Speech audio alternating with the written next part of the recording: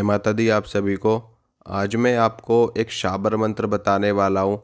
इस शाबर मंत्र का प्रयोग संपूर्ण कार्यों की सिद्धि हेतु किया जाता है। अगर आपका कोई कार्य बाधित है, कोई व्यक्ति बार बार तांत्रिक क्रिया कर रहा है या फिर आपके काम बार बार बनते बनते बिगड़ जाते हैं, तो ऐसे सभी रुके हुए कार्यों के लिए या जिन कार्यों में विघ्न पड़ता है, ऐसे कार्यों के लिए आप इस शाबर मंत्र का प्रयोग कर सकते हैं। इस शाबर मंत्र में इतनी अधिक शक्ति है कि ये आपके मार्ग में आने वाली समस्त बाधाओं को खत्म कर देता है। तो मैं आपको इस शाबर मंत्र की जानकारी प्रदान करता हूँ। उससे पहले आपसे यही कहना चाहता हूँ, अगर आप लोग इस चैनल पर नए हैं, पहली बार वीडियो देख रहे हैं, तो चैनल को ज़रूर सब्सक्राइब करें। साथ में जो बेल आइकन है उसको भी ज़रूर दबाएं, ताकि मैं जो भी वीडियो अपलोड करूँ चैनल पर, उसकी नोटिफिकेशन आपको तुरंत मिल सके। इस शाबर मंत्र को आप लोग स्क्रीन पर भी देख रहे होंगे। इस शाबर मंत्र को सिद्ध करने की कोई भी आवश्यकता नहीं है, लेकिन जो लोग साधक हैं, जो लोग भक्त हैं या जो लोग मंत्र सिद्धि करने में रुचि रखते हैं, वो लोग अगर इस मंत्र की साधना कर भी लेते हैं तो आपको इस मंत्र की और भी ज़्यादा शक्ति देखने को मिलती है। बाकी जो गृहस्थ लोग हैं, जिनके कार्य रुके हुए हैं, कार्य बंधे हुए हैं, वो लोग इस मंत्र को बिना सिद्ध किए भी प्रयोग कर सकते हैं। आपको करना क्या होगा कि आपको इस मंत्र का जाप शुक्ल पक्ष से शुरू करना है। शुक्ल पक्ष के शुक्रवार से या फिर शुक्ल पक्ष के मंगलवार से आप इस मंत्र का जाप शुरू कर सकते हैं। और मंत्र का जाप आपको सबसे पहले तो प्रातःकाल आपको उठना है, स्नान करना है, शुद्ध वस्त्र धारण करने हैं और उसके बाद में आप इस मंत्र का जाप कर सकते हो। और आप इस मंत्र का जाप शाम के वक्त भी कर सकते हो, या फिर मैं तो आपसे यही कहूँगा कि आप इस मंत्र का जाप ऐसे समय पर करिए कि आप फिर हर रोज़ प्रतिदिन उसी समय पर आप जाप कर सकें।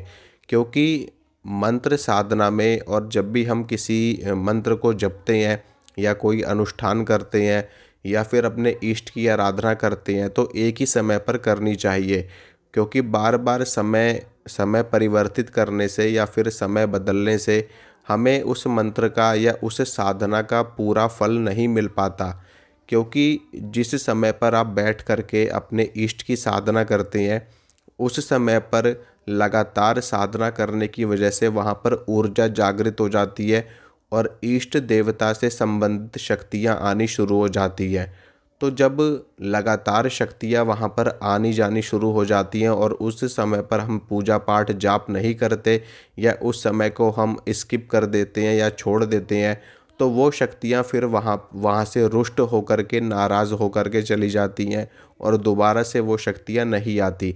इसीलिए हमेशा हमारे गुरुजन भी कहते हैं और जो भी भक्त हैं, ओझा सोखा या जिनको भी आप मानते हो, वो सभी लोग आपको बताते होंगे, कहते होंगे कि हमेशा पूजा पाठ और साधना एक ही समय पर करना चाहिए, समय परिवर्तित नहीं करना चाहिए। तो इस मंत्र का जाप भी आप जिस समय पर करोगे वो एक टाइम आपको पक्का कर लेना है, चाहे सुबह हो, चाहे शाम हो, चाहे रात हो, चाहे दोपहर हो।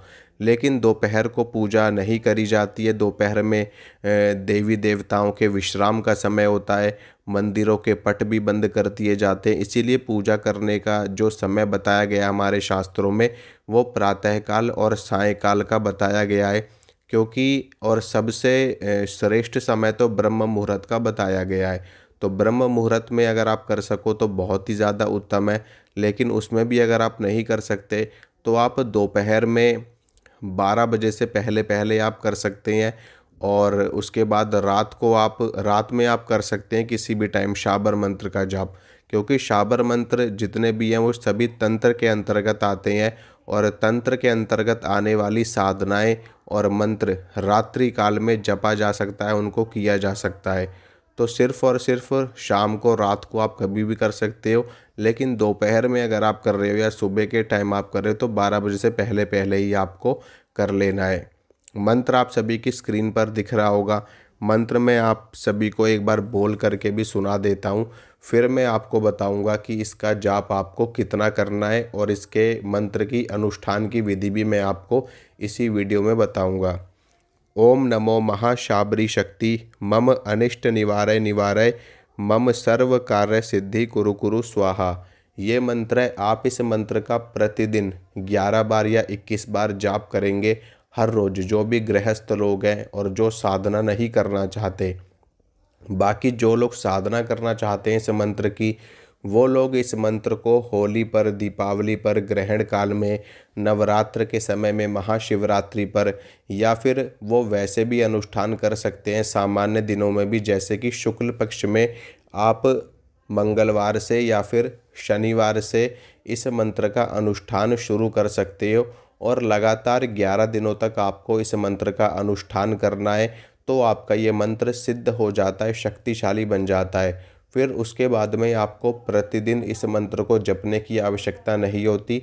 आपको जब भी इस मंत्र का प्रयोग करना हो, आप इस मंत्र को 11 बार पढ़ करके अपने काम कार्य पर जाएंगे तो आपका वो कार्य भगवान की कृपा से, माता रानी के आशीर्वाद से सिद्ध हो जाएगा और उस कार्य में कभी भी बाधा नहीं आएगी।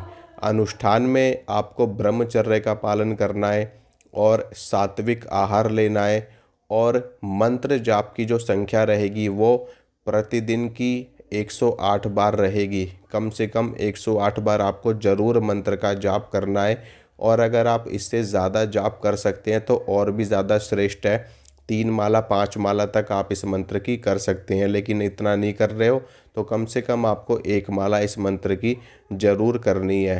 मंत्र सिद्ध हो जाने के बाद में आप इसका प्रयोग कर सकते हैं। बाकी मैंने आपको अनुष्ठान की विधि बता दी है, अनुष्ठान बिल्कुल उसी प्रकार से किया जाएगा। एक चीज़ और मैं आपको बताना चाहता हूँ कि इस मंत्र का अनुष्ठान किस देवता को समर्पित किया जाएगा।